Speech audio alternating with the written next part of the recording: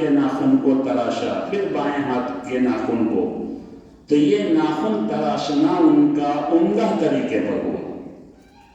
تو اللہ تعالیٰ کی مدد اور نصرت ان لوگوں کے ساتھ ہوتی ہے جو اخلاص کے ساتھ ہر کام کرتے ہیں، اللہ کو راضی کرنے کے لیے ہر کام کرتے ہیں، اور کام صحیح طریقے کے مطابق، اصول ضابطے کے مطابق، سنت شریعت کے مطابق کرتے ہیں۔ آج کل ہمارے ایک عظیم ترین نفع بخش کام میں کچھ اس طرح کا خلل پڑ گیا کہ اس پر جتنا بھی ہم افسوس کریں، اللہ کے سامنے روئیں، اللہ سے معافی مانگیں اور اللہ سے درخواست کریں کہ اللہ اس کام کا جو فیض پہلے تھا اسی طرح کا دوبارہ اس کام کا فیض جاری فرما دے، تو یہ ہمارے لیے خوش نصیبی کی بات ہوگی۔ وہ ہے دعوت و تبلیغ کی محنت، جماعت کا کام، یہ بہت عظیم کام ہے۔ دعوت و تبلیغ کا کام یہ تو انبیاء کرام کا کام ہے، لیکن یہ جو نئی ترتیب ہے، جماعت 3 چلہ 3 دن، اور جب مدرسے کے اعتبار سے 24 گھنٹے تعلیم مشورہ، جو نظام ہے، یہ نظام قرآن و سنت کی روشنی میں ہمارے بزرگوں نے، حضرت اقدس مولانا الیاس صاحب رحمۃ اللہ علیہ نے جاری فرمایا، اور اس زمانے کے تمام اکابر علماء کبار کے مشورے سے ہر کام کو، ہر اصول کو انہوں نے طے فرمایا۔ چنانچہ اس کام نے پوری دنیا میں ایک انقلاب پیدا کر دیا، دنیا کے کونے کونے میں اس کا فیض پہنچا۔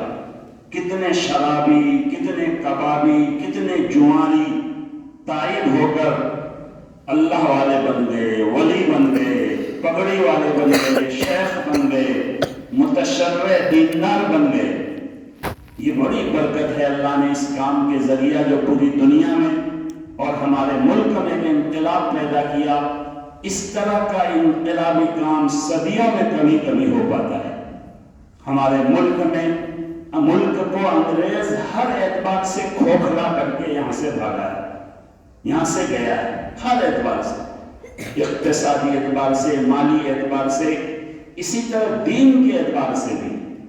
اس طرح کا انہوں نے جو ہے یہاں اپنا رنگ چڑھا دیا کہ اس پر دین کے رنگ کو غالب کرنا بظاہر اس زمانے میں بہت مشکل کام تھا، مگر اس کام نے الحمدللہ جو ہے اپنا رنگ غالب کر کے دکھایا، اور لوگ اس رنگ میں رنگین ہوئے۔ صبغۃ اللہ، اللہ کا جو رنگ ہے، جو دین کا رنگ ہے، وہ لوگوں پر چڑھا۔ تو یہ بہت عظیم کام ہے، مگر اس کام میں ایک اختلاف پیدا ہو گیا۔ اب 2 جماعتیں، 2 دھڑے جو ہے ہو گئے، شورا اور امارت۔ اب لوگ بہت مرتبہ پوچھتے ہیں کون حق ہے، کون ناحق ہے۔ ایک بات اچھی طرح لوگوں کو یاد رکھنا چاہیے کہ اگر کسی کام کے حق ناحق ہونے میں آپ کو شبہ ہو تو پہلا کام ہونا چاہیے کہ اللہ سے دعا کریں۔ چنانچہ ہمارے نبی نے ایک چھوٹی سی دعا سکھائی ہے، اللہم الہمنی رشدی واعذنی من شر نفسی، کہ اللہ میرے لیے جو بہتر ہے، جو میری جس میں ہدایت ہے، میری اصلاح ہے، میرے لیے رشد کی جو بات ہے، اس کو میرے دل میں ڈال دے، اور میرے نفس کی شرارت سے اللہ میری حفاظت فرما دے۔ یہ دعا کثرت سے آدمی کو ماننی چاہیے، اللہم الہمنی رشدی واعذنی من شر نفسی۔ اسی طرح ایک دعا ہے، اللہم ارنا الحق حقا وارزقنا اتباعہ وارنا الباطل باطلا وارزقنا اجتنابہ۔ اے اللہ جو حق ہے وہ مجھ پر واضح کر دے اور مجھے اس کی پیروی کی توفیق عطا فرما، اور جو غلط ہے وہ بھی مجھ پر واضح کر دے اور اس سے مجھے بچنے کی توفیق عطا فرما۔ تو ایک کام تو یہ ہے کہ جو بھی شبہ میں پڑا ہوا ہے کہ کدھر جائیں، ان کو چاہیے کہ پہلے اللہ سے لو لگائیں، خوب کثرت سے مسنون دعائیں پڑھے، دل سے پڑھے، اللہ سے حق کو مانگے، پھر اللہ ادھر منشا کر دے، ادھر اخلاص کے ساتھ آدمی کام میں لگ جائے۔ اب ایک عجیب مسئلہ ایک کھڑا ہو گیا ہے کہ امامت صحیح ہے یا شورا۔ یہ بات ہے کہ امارت والے بھی شورا کے منکر نہیں، شورا والے بھی امارت کے منکر نہیں۔ جو امارت کو مانتے ہیں ان کا مطلب بھائی امیر صاحب ہیں، لیکن وہ امیر صاحب لوگوں کے مشورے سے فیصلہ کرتے ہیں۔ ایسا نہیں کہ امیر صاحب کے مشورہ کچھ نہیں ہے، ان کے کام میں بھی مشورہ ہے، وہ بھی جو ہے مشورہ کرتے ہیں۔ ان کے طریقے پر چلنے والے بھی مشورے سے ہر کام کرتے ہیں، تو وہ بھی مشورہ اور شورا مانتے ہیں۔ اور شورا والے بھی جب مشورہ میں بیٹھتے ہیں اور لوگ مشورہ دیتے ہیں تو کوئی نہ کوئی تو فیصلہ ہوگا، کوئی نہ کوئی تو جو ہے فیصلہ سنائے گا، وہی امیر ہے۔ تو لہذا یہ کوئی ایسی بات نہیں ہے، مگر اس کی وجہ سے ایک ہنگامہ برپا ہو گیا، جگہ جگہ اختلاف ہو گیا۔ کہیں جماعتیں جاتی ہیں تو لوگ پہلا سوال کرتے ہیں کہ یہ جماعت شورا والوں کی ہے یا امارت والوں کی۔ اس لیے یہ اچھی طرح سمجھ لینا چاہیے کہ جو بھی شورا کے لیے یا امارت کے لیے کام کر رہا ہے وہ گمراہی پر قائم ہے، اور جو اللہ کے لیے کام کر رہا ہے چاہے جدھر کام کرے وہ حق پر ہے۔ کسی غیر اللہ کے لیے کام کرنا، اللہ کے نبی نے یہاں تک فرمایا انما الاعمال بالنیات کہ عمل کا دار و مدار نیت پر ہے۔ فمن كانت هجرته الى امرأة يتزوجها فهجرته الى ما هاجر اليه۔ ایک آدمی ہجرت کرے شادی کرنے کے لیے، شادی کرنا بالاتفاق جائز ہے بلکہ سنت ہے، لیکن کہا گیا کہ اگر کسی کی ہجرت کا مقصد ہے شادی تو وہ شادی تو کر لے گا، یہ جائز کام ہے، سنت کام ہے، لیکن اللہ کے ہاں اس شادی کے ذریعے، ہجرت کے ذریعے ان کو قرب حاصل نہیں ہو۔ معلوم ہوا کہ ہمیشہ کام اللہ واسطے کرنا چاہیے، کہ بھائی یہ اللہ کے لیے کام کر رہا ہے، یہ اللہ کی طرف دعوت دے رہا ہے۔ دعوت دینے والوں کو بھی کسی جماعت کی طرف، امارت یا شورا کی طرف لوگوں کو بلانے کے بجائے اللہ کی طرف بلانا چاہیے۔ جو بھی اللہ کی طرف بلانے والا ہے، جو بھی اللہ کے لیے کام کر رہا ہے، چاہے وہ جہاں بھی ہے وہ حق پر ہے۔ بہت مرتبہ لوگ علماء سے پوچھتے ہیں کہ مولانا ہم لوگ کیا کریں، آپ علماء ہیں، آپ ہماری رہنمائی کیجیے۔ تو کوئی علماء رہنمائی نہیں کر سکتے، اس لیے کہ ایسی چیزوں میں کسی کو باطل نہیں کہا جا سکتا۔ ہاں اگر کوئی اپنے بیان سے، اپنی تحریر سے کوئی غلط باتیں، گمراہ کن باتیں بیان کرے، بولے، تو وہ باتیں گمراہ ہیں، وہ باتیں غلط ہیں۔ اگر وہ رجوع کر لے، جہاں توبہ کی ضرورت ہے توبہ کر لے، تو پھر ان کی غلطی معاف ہے، ان کا رجوع کرنا اللہ کے یہاں انشاءاللہ مقبول ہوگا۔ اور اگر کوئی رجوع نہ کرے، رجوع کرنے کے بعد پھر وہی غلط بات بولے، تو یہ ان کی غلطی ہے، مگر ان کی غلطی کی وجہ سے ایسا نہیں ہے کہ ان کے ساتھ جتنے لوگ کام کر رہے ہیں وہ سب غلط ہو جائے۔ ایک ٹرین میں مختلف ذہن کے لوگ سفر کرتے ہیں، سب کے مقصد الگ الگ ہوتے ہیں۔ ٹرین سے دلی گاڑی جا رہی ہے، ہزاروں پیسنجر ہیں، دلی جانے کا مقصد کسی کا کچھ اور ہے، کسی کا کچھ اور ہے، کسی کا کچھ اور ہے، مگر وہ گاڑی دلی پہنچے گی، سب لوگ دلی پہنچیں گے۔ ایسا نہیں ہے کہ جو ہے انجن خراب ہو جائے، مطلب انجن اگر کے اندر کوئی خرابی آ جائے تو اس کا مطلب وہ ڈبے کے اندر بھی خرابی آ جائے گی۔ اس لیے یہ بات بھی غلط ہے۔ ایسی بہت ساری نظیریں ہیں۔ حضرت عثمان غنی رضی اللہ تعالیٰ عنہ کے زمانے میں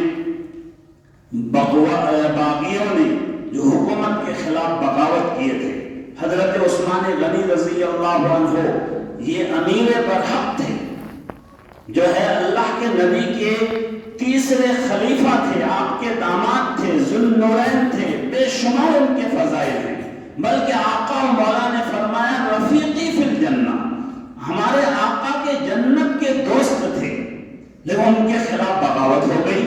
بتائیے جو ان کے خلاف بغاوت کرنے والے تھے وہ کتنے بڑے ظالم تھے، جنہوں نے حضرت عثمان غنی رضی اللہ عنہ کو شہید کیا، لیکن ان کا قبضہ مسجد نبوی پر بھی ہو گیا، وہ مسجد نبوی کی امامت کرنے لگے۔ اب کچھ لوگ، کچھ صحابہ، کچھ تابعین نے حضرت عثمان غنی رضی اللہ عنہ سے جا کر پوچھا، حضرت ابھی کے جو حالات ہیں وہ آپ بھی دیکھ رہے ہیں، باغیوں کا، ان ظالموں کا مسجد پر قبضہ इमामत करा रहे हैं, हम उनके साथ नमाज पढ़ें या न पढ़ें, हमको उनके साथ नमाज पढ़ने में बहुत हरज मालूम हो रहा है। हजरत उस्मान गनी रजी अल्लाह अन्हु ने ये फरमाया कि भाई वो जो अच्छे काम कर रहे हैं उनके साथ उनके अच्छे कामों में शरीक रहो, उनकी मदद करो, और वो जो गलत काम कर रहे हैं उसमें उनके साथ शरीक मत रहो। नमाज ये तो बहुत अच्छा काम है, ये तो बहुत अल्लाह का के निगाह में नेक अमल है, इसलिए इसमें तुम उनके खिलाफ क्यों करोगे? वो बागी है, वो जालिम है, वो इमाम बना हुआ है। लेकिन हजरत उस्मान गनी रजी अल्लाह अन्हु ने फरमाया कि वो ये जो ना काम कर रहा है ये काम बहुत अच्छा है, लिहाजा इस काम में उनके साथ शरीक रहो, उनके इक्तदा में जो है तुम जरूर नमाज पढ़ो। हाँ, वो गलत काम में तुमको शरीक रहने के लिए कहे तो उससे तुम बरात जाहिर करो, भाई हम तुम्हारे साथ गलत काम में नहीं शरीक होंगे, जो हुकूमत बरहक है उनके खिलाफ हम बगावत नहीं करेंगे, हम जुल्म नहीं करेंगे, इसमें हम तुम्हारे साथ शरीक नहीं, लेकिन नमाज में शरीक रहो।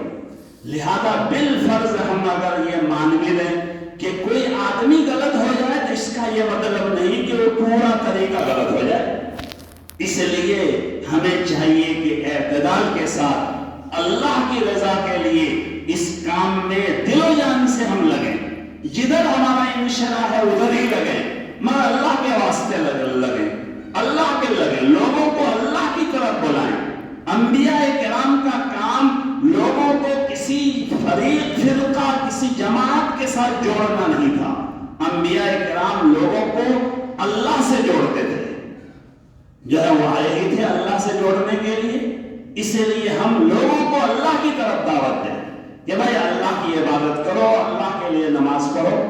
हमारे छतरगाछ में एक दिन एक कसाई मोहल्ला है और वहाँ तकरीबन 99% लोग जो है बरेली मसलक से ताल्लुक रखते हैं और बरेली मस्जिद में नमाज पढ़ते हैं, मगर वहाँ कुछ ऐसा मामला हो गया कि सब लोग जमा हो गए किसी फातिहा के नाम पर, वहाँ मुझे कहने के लिए बयान करने के लिए कह दिया गया। तो मैंने कहा भाई नमाज की तलकीन किया और नमाज की ताकीद किया और कहा तुमको जहाँ जी चाहे वहाँ नमाज पढ़ो, हम ये नहीं कहते हैं कि तुम हमारे पीछे नमाज पढ़ो, हमारी ही मस्जिद में नमाज पढ़ो, तुम अपनी मस्जिद में नमाज पढ़ो, मगर नमाज की पाबंदी करो। तो लिहाजा हमें लोगों को अपनी तरफ नहीं बुलाना चाहिए, हम जिसकी हिमायत करें उन्हीं की तरफ बुलाएं, उनके अलावा सब गलत हो, ये हमारा मिजाज गलत मिजाज है। और अगर खुद अपने मामले में हम शक शुबा में हैं तो ये यकीन करें कि इस काम में जर्रा बराबर कोई खलल नहीं है, यह अंबिया किराम का काम है, यह अजीम तरीन जो है अल्लाह की निगाह में नेक अमल है, इसलिए हम इसमें जरूर लगें और ये ना हम बहाना करें कि किधर जाएं, हमको जिधर इंशरा नहीं हो रहा है अल्लाह से दुआ करें, सलातुल हाजत पढ़ लें, सलात इस्तिखारा पढ़ें, अल्लाह से दुआ करें कि अल्लाह जिधर हमारे लिए इंशरा हो रहा है आप उसकी तरफ हमारे दिल को माइल कर दीजिए। बताइए डॉक्टरों के इलाज में कितना इख्तलाफ है।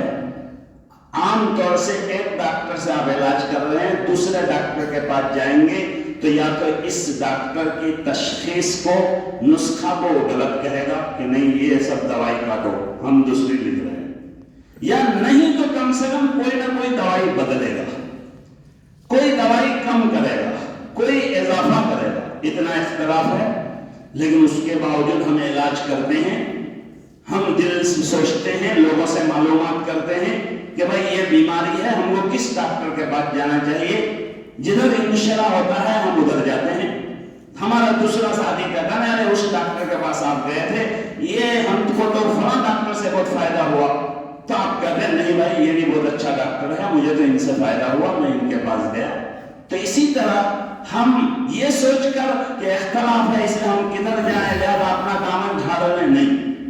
इस वक्त भी जो है आवाम में इस्लाही बेदारी के लिए, दीन और ईमान पर जो है कायम रहने के लिए ये जमात का काम, दावत का काम बहुत अजीम काम है, इसके साथ जुड़ना चाहिए और जितना हो सके इख्तिलाफ को हवा नहीं देना चाहिए, इख्तिलाफ को कम से कम जो है करने की हर मुमकिन कोशिश बल्कि खत्म करने की कोशिश करनी चाहिए। और हम जिस काम में हैं, जिस तरीके पर हैं, जिस जमात के ساتھ ہمارا تعلق ہے، ہم اخلاص کے ساتھ اس میں لگے رہیں، مگر دوسرے کو بھی جہنمی نہ کہیں۔ ہم جہنم کے ٹھیکیدار نہیں ہیں۔ ایسا نہیں ہے کہ ہم اور ہمارے طریقے پر جو چلے گا وہی اللہ کی نگاہ میں مقبول ہوگا اور وہ جنتی ہوگا، اور دوسرا طریقہ جو ہے بالکل جہنمی ہی ہو جائے گا۔ اللہ جانے جو ہے اللہ کی نگاہ میں کون مقبول ہوگا۔ اور ہم تو کہتے ہیں اہل سنت والجماعت کے 4 امام ہیں، چاروں کے درمیان بہت سے مسائل میں اختلاف ہے، لیکن ہم کہتے ہیں چاروں حق پر ہیں۔ امام شافعی فرماتے ہیں کہ مقتدی کو بھی سورہ فاتحہ پڑھنا پڑے گا۔ امام اعظم ابو حنیفہ رحمۃ اللہ علیہ کہتے ہیں کہ نہیں، مقتدی چپ چاپ خاموشی سے کھڑا رہے، وہ سورہ فاتحہ نہ پڑھے۔ ہمارا یقین ہے کہ اگر کوئی شافعی مسلک سورہ فاتحہ پڑھتا ہے تو وہ بھی جنتی ہوگا انشاءاللہ، ان کی نماز بھی قبول ہوگی، اور اگر کوئی نہیں پڑھتا ہے وہ حنفی ہے تو ان کی نماز بھی قبول ہوگی۔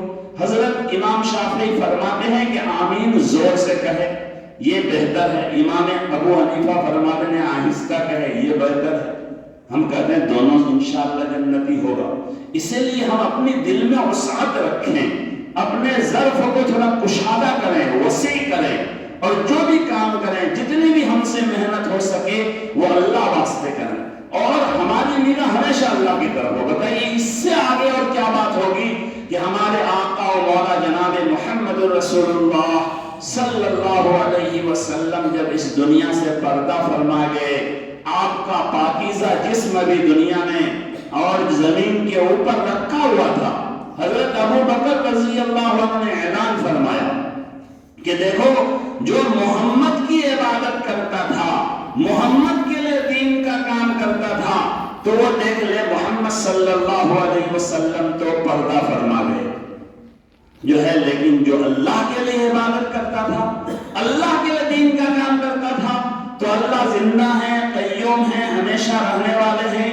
اس لیے تم اللہ کے لیے اگر عبادت کرتے تھے، اللہ کے لیے ایمان والے تھے، تو اپنے ایمان پر، نیک عمل پر مضبوطی کے ساتھ قائم رہو۔ یہ حضرت ابو بکر رضی اللہ عنہ نے تقریر کی تھی۔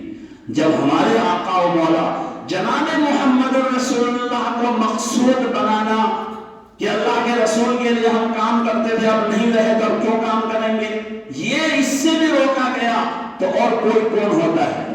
اور ہما شما کی، آپ کے بعد کسی کی شخصیت کا کیا اعتبار ہے؟ اس لیے ہم ہمیشہ اپنے کام میں اللہ کی رضا اور خوشنودی کی جو ہے وہ نگاہ رکھیں، خوشنودی کو اپنا مقصود بنائیں، مطلوب بنائیں۔ انشاءاللہ اللہ کی مدد ہمارے ساتھ ہوگی۔ ان اللہ مع الذین اتقوا والذین هم محسنون۔ جو بھی آدمی تقوی کی زندگی اختیار کرے گا، گناہوں سے بچ کر زندگی گزارے گا، شریعت اور سنت کے مطابق زندگی گزارے گا، وہم محسنون، اور وہ مخلص ہوگا، اللہ کی رضا کے لیے کام کرے گا، اور کام عمدہ ڈھنگ سے کرے گا، اصول ضابطہ شریعت اور سنت کے مطابق کرے گا، تو وہ کامیاب ہوگا، اللہ کی نصرت اور مدد ان کے ساتھ ہوگی۔ اللہ تعالی ہم سب کو کہنے سننے سے زیادہ عمل کی توفیق عطا فرمائے۔ اللہ ہمیں ہر کام اللہ کی رضا کے لیے کرنے والا بنائے۔ ہمارے قوم میں، ملت میں جو انتشار اختلاف جو ہے دشمنوں نے پیدا کر رکھا ہے، اللہ اس سے ہمیں دور رہ کر خالص اللہ کو مقصود بنا کر، اللہ کی رضا کو مقصود بنا کر کام کرنے کی توفیق دے۔ وآخر دعوانا الحمدللہ رب العالمین۔